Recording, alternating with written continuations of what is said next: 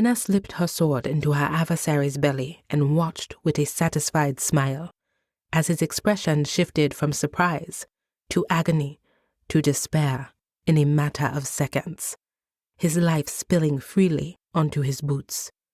She could have left him there on the deck.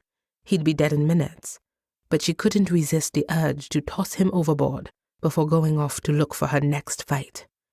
The battle for the Reverence's hold had been a closely fought one, but their victory had been all but ensured by a stroke of strategic brilliance on her part.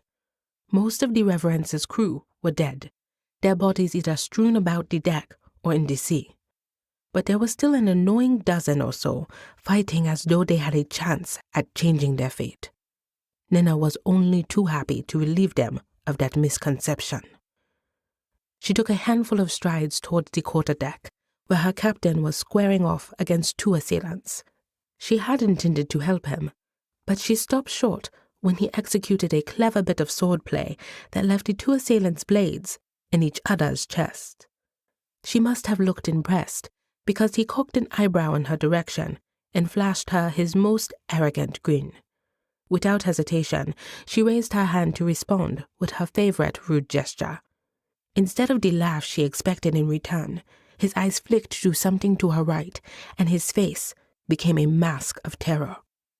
She turned to look just in time for an enormous fist to slam into the side of her head.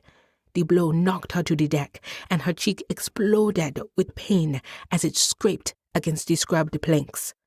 Her ears rang so fiercely that she could scarcely hear her thoughts, and the floor beneath her swayed violently back and forth, as if threatening to throw her off into the abyss.